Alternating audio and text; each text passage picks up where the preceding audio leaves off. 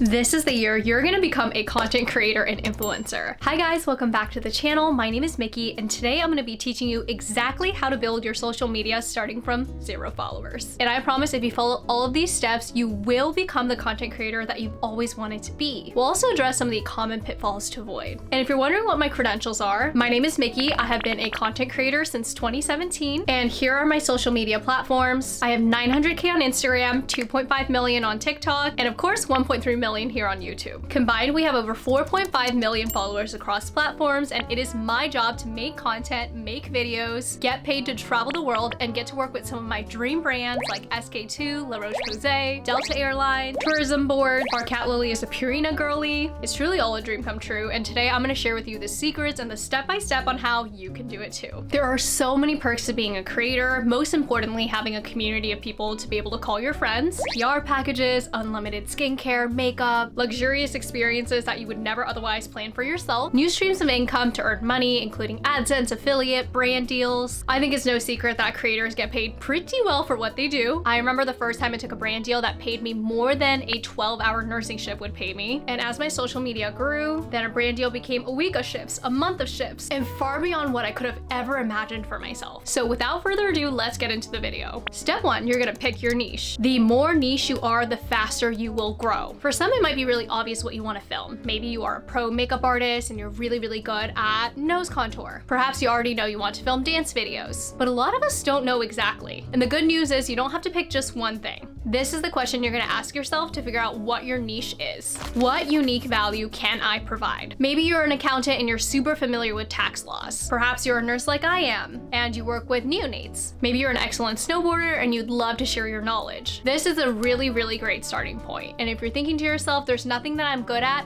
false. We all have things that we are good at. We all have things that we have improved on. It doesn't have to be perfect, but it does have to be something that's true to you. In alignment with your niche, you are going to identify your core pillars. I recommend that you pick around 3 to 5 pillars, but definitely not more than 5. Again, remember, the more niche you are, the faster you grow, but I think it can also feel very suffocating when you're doing only one kind of content. So pick a couple of things that are important to you. Here are my core pillars as an example. Your biggest pillar is probably going to be related to what your niche is. Now, for me, I am a nurse and my husband is a doctor, so healthcare and health and wellness are one of our pillars. I'm also a first-generation Asian American, which means that a lot of my identity revolves around the way that I was raised, the way that we love a good deal, we love to save our money, we have stickers on our TVs, our remotes. That's my second pillar. My third pillar is relationship content. Kevin and I have been in a relationship for 6 years now, and we love sharing the highs, the lows, all the funny things. Number 4, I love beauty. I love skincare, makeup. Almost every material purchase I've made in my life I regret, but the one thing I never regret is investing in myself, especially when it comes to skincare. Those I would say are my 4 main ones. My 5th one is probably travel. As you guys know, I love going to Asia, so I love sharing travel guides, travel hacks, and everything in between. Now, obviously, as I grow as a person and as a creator, these pillars may shift, and maybe things that were more important become less important, and vice versa, and that's totally okay. They should be molded to fit you. Number 2, this might be shocking, but in order to be a creator, you actually do have to post. And I hate to break it to you, but you have to stop caring what people think. I know you're probably thinking, oh my gosh, what if my extended family sees this? My ex-middle school friend? They're gonna think I'm so cringy and all these people are gonna be talking bad about me. I'm here to break it to you. Yes, they will talk. And you know what? They're already talking bad about you anyway, so you might as well do what you want. There are creators who make enough from one post to pay off an entire down payment, an entire car, a college tuition. It won't be cringy then, now will it? Unless those people with opinions are paying your bills, why are you letting them stop you from getting to your dream life? If you feel embarrassed, it's okay. Make a new account, block everybody that you need to block, and just know nobody is perfect, nobody is good at everything on the first try. If you've ever gone skiing, snowboarding, tried biking, were you doing 360s your first go? No. Every time you make a video, good or bad, it'll be a vote towards the kind of creator that you want to be. You might not feel like a creator after 1 video, maybe not even after 10, but after 100, you're gonna improve exponentially. Number 3, what platform should I be posting on? I would say there are 3 major social media platforms right now: YouTube, TikTok, and Instagram. It is my belief that if you are making short form content, these are vertical videos, usually anywhere from 3 seconds to 3 minutes long, you should be posting on all 3. You can post the the same video on all 3 platforms, and you'd be shocked that sometimes videos that perform very normally sometimes do super well on a different platform, but you would never know unless you reposted that content. Now, it can be really time consuming to post these manually, so I personally use a software called Repurpose.io, and it actually automates the process from posting from TikTok to Instagram and TikTok to YouTube. Now, if you're looking into the future and looking at brand deals and making money in the future, my management team told me that 70% of deals have an Instagram component to it. So if you want to prioritize something in terms of monetization, Instagram is where it's at. Now, how often do I need to be posting? There's an age-old debate about quality and quantity, but when you are just starting, quantity always wins because you don't know what works yet. For the first month, I want you to commit to making a video every single day. Try all sorts of different videos, editing. The good news when you're starting out is that there's no expectations. You can try anything and everything and see what sticks. Don't delete your videos if they flop. This is very important data that you're gonna look at 30 days later. If you're thinking, Miki, I don't have time to film and edit every day. First of all, yes, you do. How much time do you spend scrolling on social media? Replace your consuming with creating. The amazing news is that you can actually batch film your content, so you're not having to film and get ready every single day. I usually only film 2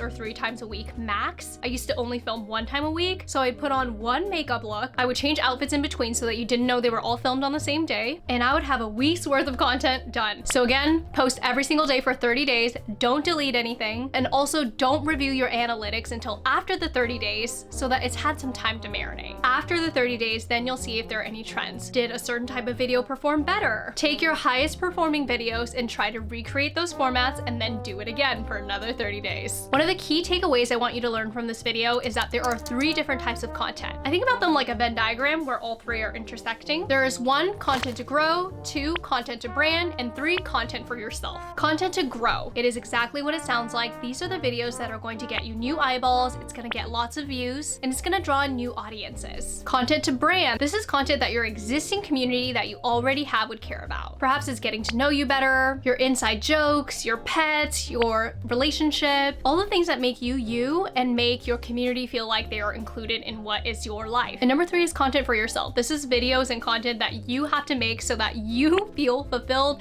and happy as a creator. Perhaps it's a cat video, perhaps it's an end of year recap, whatever it is that you feel like is important for you to make. Have you ever posted a video and then subsequently felt very disappointed by the number of views it had? Now let's backtrack. If that video was a getting to know me video, content for my community, then I shouldn't have the expectations that it's content to grow, that it's gonna go viral and bring new eyeballs, because that was never the purpose of the video. The purpose was to allow the community that already existed to get to know me better, because it is equally important to deepen your reach as it is to widen it. Now, if that video was content to grow and it didn't do its intended purpose, then it's also a win because you just found a way that it doesn't work and we're gonna try something different next time. If you need some video ideas and you don't know what to post, here are some suggestions that I think work for everybody. 1 is some sort of how-to. How I got into UCLA, how I got into the nursing program, how I bake sourdough bread, how I learned to snowboard as an adult. Tutorials are always a plus. Number 2, a day in the life, but something very specific. Day in the life of a nurse, day in the life of an accountant, day in the life of a stay-at-home mom juggling 4 kids. Another great tip is that lists and numbers always work. 5 things I don't spend my money on, 3 lessons I learned before I turned 30. People love lists, and when you tell them in advance, oh, there's 3 things I'm talking about, they're gonna be inclined to watch until the end until you get to the last tip. And for more ideas, you can always look to your favorite creators for inspo. I love to sort their videos by most popular and then take some notes on videos that you might be able to recreate with your own spin. You can also input information about yourself to ChatGPT or Claude AI, and they will generate so many ideas for you. All right, step number 5, make your video 1% better every single time. If you make a video every single day for a year straight, then by the end of the year, you will be 37 times better than you were when you started. That is crazy. That's like if you started the year with $100, you would end with $3,700. Sometimes when the task is too daunting, it feels very overwhelming, but what you can do is just micro changes in every video that are gonna slowly inch you towards the kind of creator you want to be. Now, there are 2 main ways to improve your videos. Number 1 is filming, and number 2 is editing. You don't need fancy equipment to start filming. In fact, I really recommend you just start out with your phone. I do recommend getting a tripod. This is one of my favorites. It's called a Moft, and it's MagSafe to the back of your phone. What's really great is that you can use it like a tripod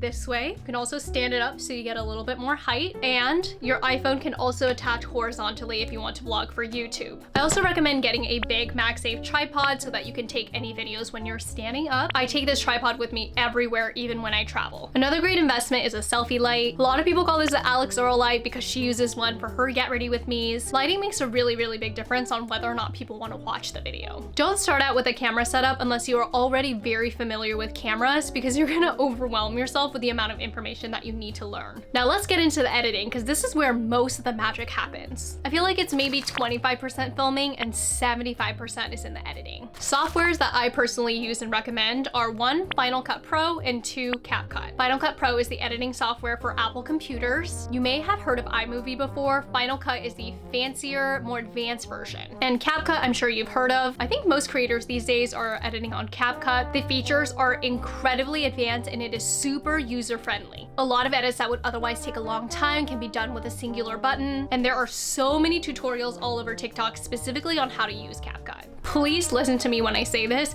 You need to learn to edit on your laptop. I know creators that exclusively edit on their phones, and it wastes so much time. Amongst my friends and the people that I work with, I am famous for turning out videos in record speed. And you know why that is? And that is partly because I edit on my laptop. Do yourself a favor and learn how to do it from the beginning. Number 6, let's talk about the formula for a viral video. This works for all platforms. And if you understand this concept, you can make any video viral. The way that the algorithms work is based on engagement and watch time. Let's talk about watch time first. You want to get this number as close to 100% as possible. In fact, some of my videos even have over 100% watch time. How is that possible? It means that someone is watching my video on average more than one time. And here's how you can get the watch time high. Number 1, you're gonna keep the pacing fast. Most of us have a short attention span, so get to the point. Think about what a normal pacing is and then speed it up just a little bit. Number 2, keep the most interesting portion in the very beginning and the very end. The beginning is important to hook them in, and keep the most exciting part for the end so that they have to watch the video all the way through to see the end result. Number 3, loop the video. Have you ever watched a video where the ending and the beginning loop back together so you have no idea that you're even rewatching the same video? Number 4, add closed captions. A lot of people when they watch shorts don't have sound on. Perhaps they are commuting, maybe they're sitting at work, scrolling their phone, at a dentist's office. If I have no sound and there are no captions, I'm skipping the video. Number 5, sync your scene cuts with the music. When you sync your visual and your audio together, you reach a flow state and it looks very satisfying to watch and keeps people engaged for longer. Once you're done editing the video, watch the video back and ask yourself, if this video came up on my For You page, would I stop and like it? Or is there anything I can add to make sure I'm more inclined to like it? Then you'll know your video is ready to post. Now, engagement.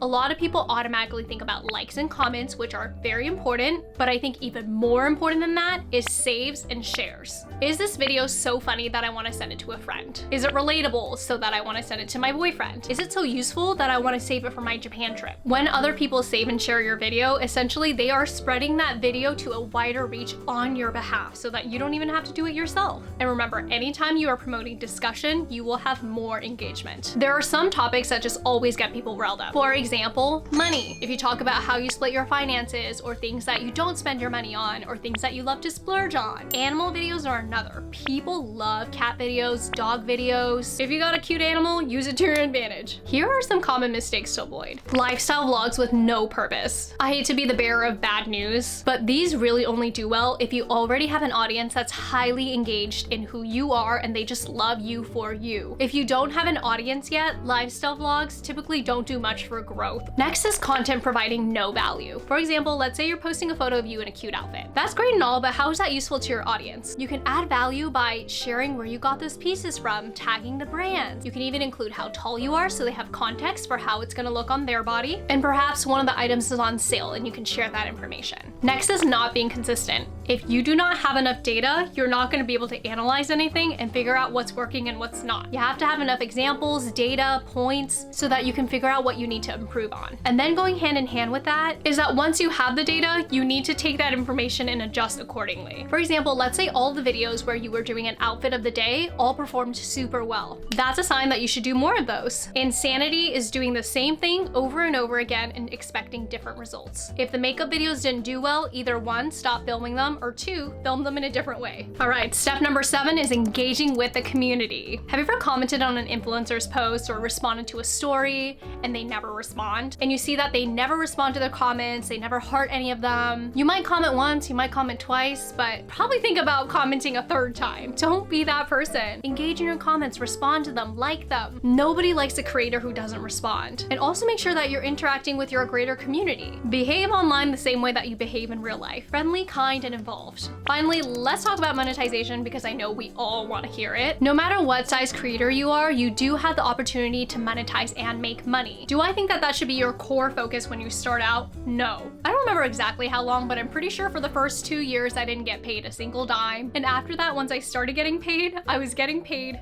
very, very, very little. But it was so fun for me. I genuinely did not care that I was not getting paid. Focus on putting out good content and the money will automatically come. But here are some ways you can make money. Number 1 is affiliate income. You can start doing this right away. I would sign up for an Amazon affiliate account as soon as you can. People really appreciate it when you provide links and make it really easy for them to find what you're promoting. Now, other great platforms that you can apply for include LTK and ShopMy. These include a lot of clothing retailers, Sephora, beauty, makeup, etc. The second way you can make money is through the platforms themselves. On YouTube, this is called AdSense. On TikTok, this is called the TikTok Creator Rewards Program. Now, they both have eligibility requirements that you need to hit before you can apply for them.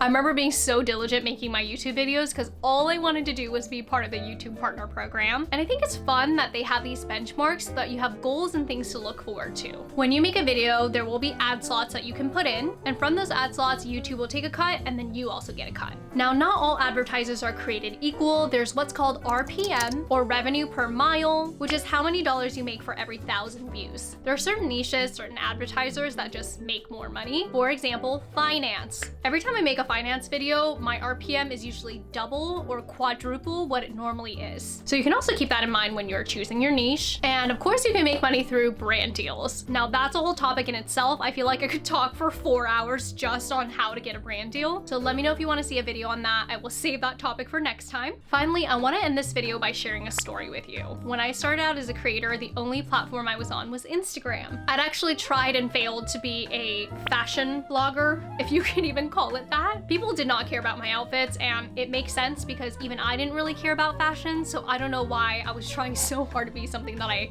wasn't interested in. Then a little bit later, I started to share my journey in nursing school.